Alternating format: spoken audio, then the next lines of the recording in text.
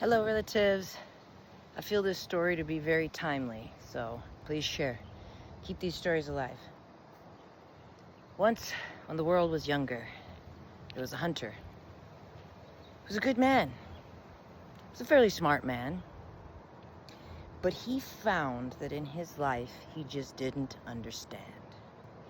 No matter how hard he tried, he could only seem to figure things out just a small amount of the time. He would try this and he would try that. He would try to change this behavior. He would show up differently here. He would change the way that he spoke. And still, he just couldn't seem to understand what the problem was when his wife grew angry or cried.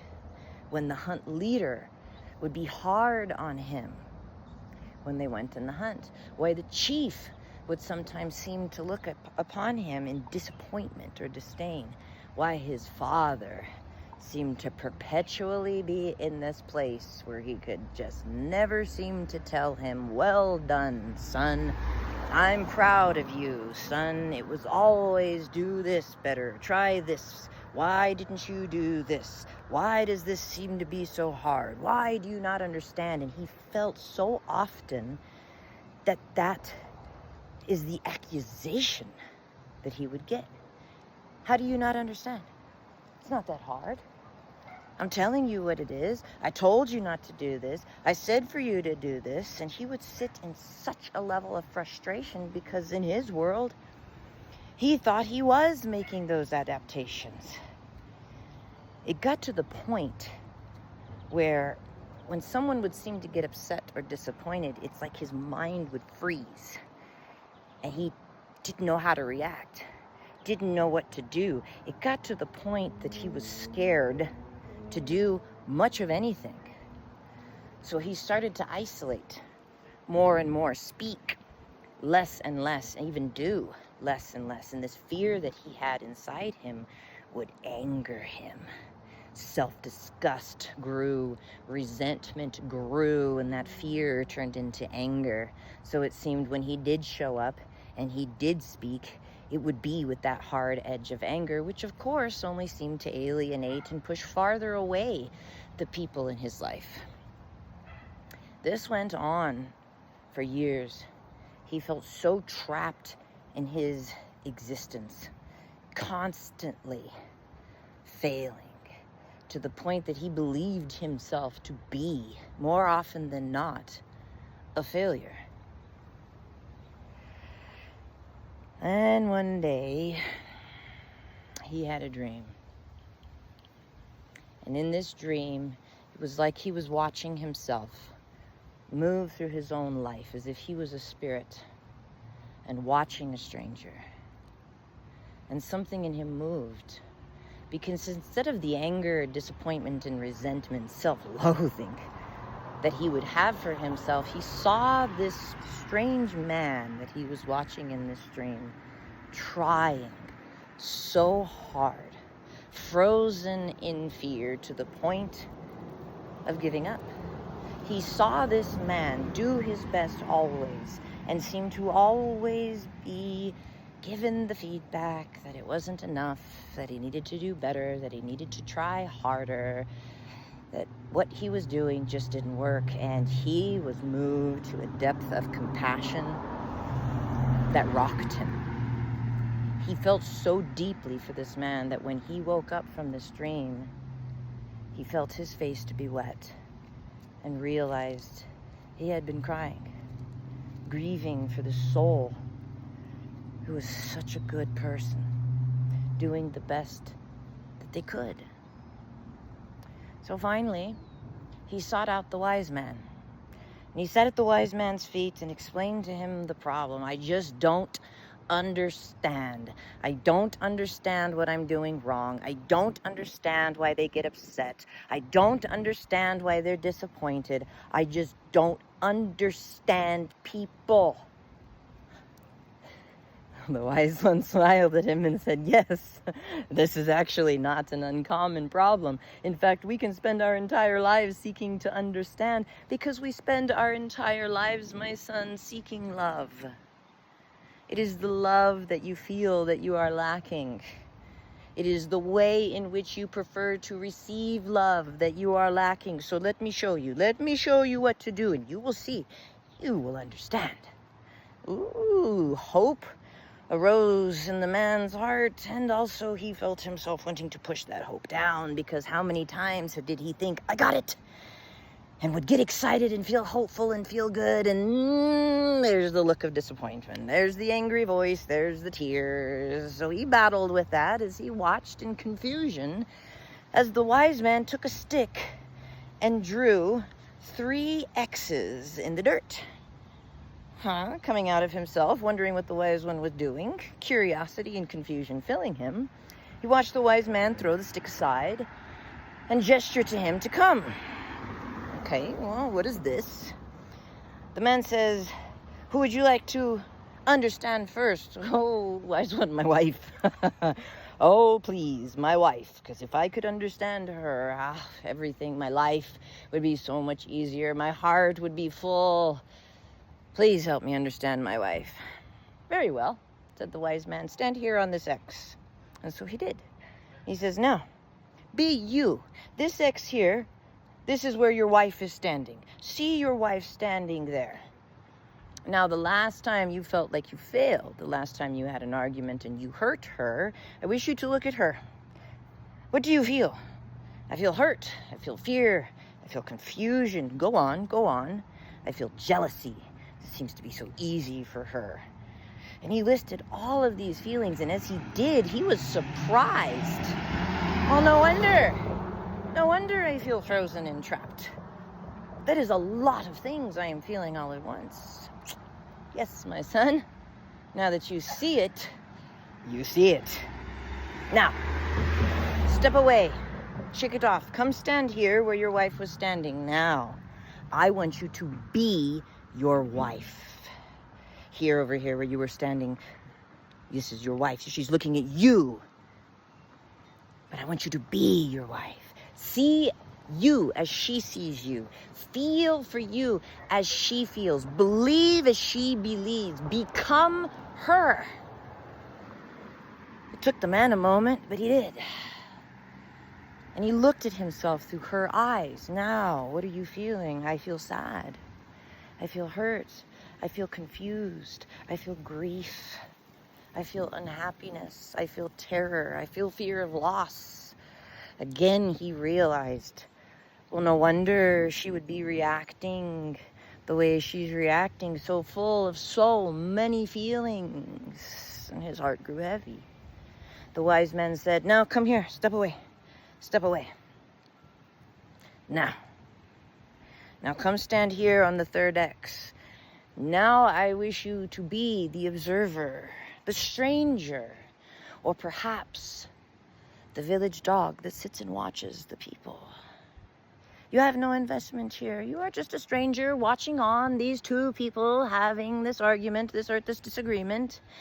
Watch them. Be as the impartial dog would be. Have no feelings either way. Take no sides. Just watch. And so he did. And as he did, new awarenesses came in as the wise man asked him, now, what are you feeling? And he said, I feel sad for these 2 people who love each other so much, who are trying so hard. He does not see that she is trying to reassure him. She does not see that he is trying to be perfect for her so she will see him. They do not see each other. They do not hear each other's words. All they do is try to fix each other. All they do is try to soothe the hurt without listening. Yes, now step away. Now I want you to come back. Be you. Stand on this X again. Be you again. Now feel all the feelings of what you have learned. And as the man stood there, taking a deep breath in, finding himself finally letting go, he felt the light, the dawning of understanding within his mind reach down and fill his heart. and was moved once again to a place of tears, because I understand she is not criticizing me. She is trying to reassure me that I need to listen to not just what she is saying, but what she is trying to do and what she is trying to show me. And I need to ask her to do the same for me. Do not just listen to the words that I am sharing with you, wife. Look upon what is the intention of what I am trying to share. The wise man smiled and said yes.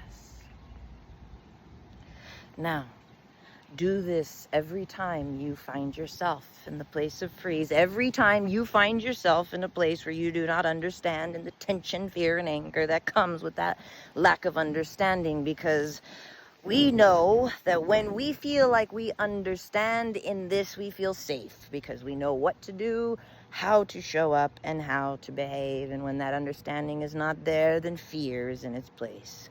Yes, so go forth. Be this and do this with all those in your life, your father, your mother, your hunt leader, the chief, your friends. Because how do you understand someone if you are not willing to look through their eyes at you?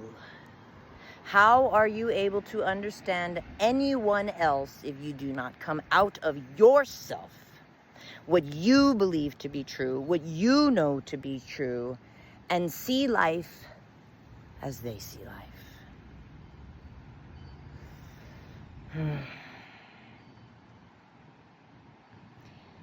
This 3X exercise modality tradition, whatever you want to call it, has saved me in my relationships more than once, because I would sit with my son and try to communicate to him the importance of what I'm sharing, and the look on his face sometimes, oh, it was so hard to bite back the anger and the rage. Why he would get upset. My daughter, especially. I'm upset with you because you did something I specifically told you not to do, and you're gonna sit there and be mad at me for being mad? That I'm not supposed to be upset that you directly disobeyed me? The level of disrespect when you know better and you do it anyway, and then I'm not, and you're mad at me for being mad. Excuse me?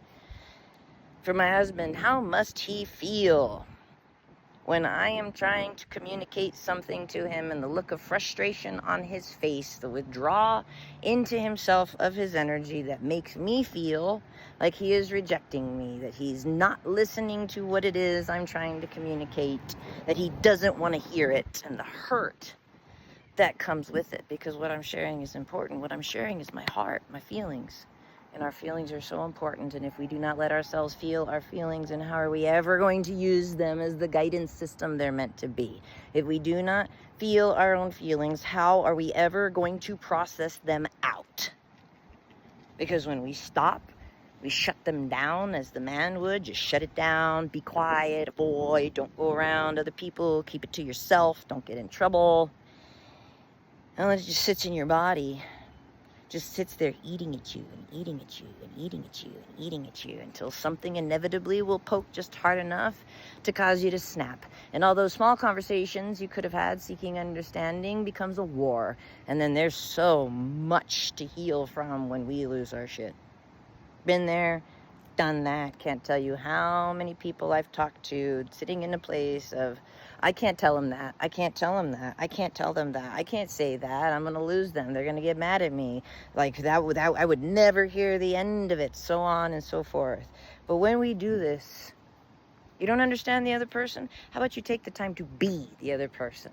And the secret is to really be the other person. Stand as they stand. Put your facial expressions in the way they hold their facial expressions. Believe as they believe. See as they see.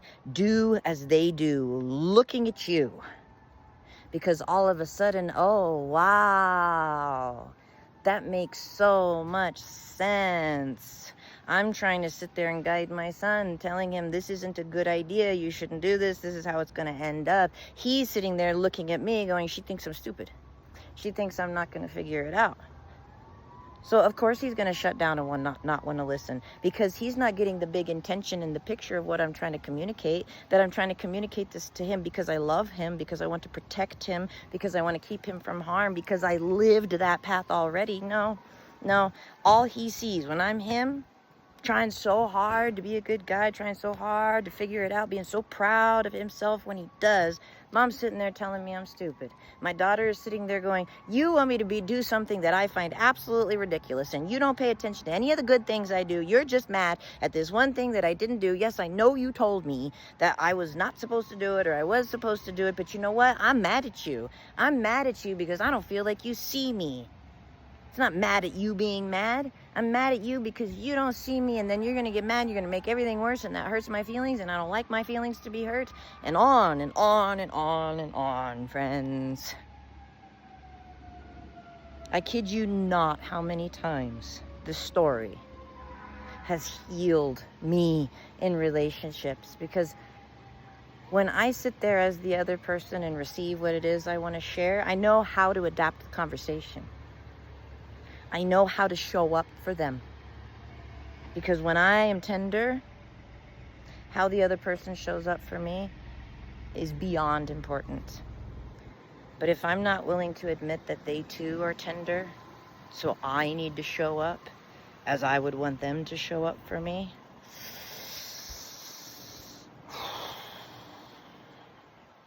we have to give to receive. And we have to receive in order to give. So much love, relatives.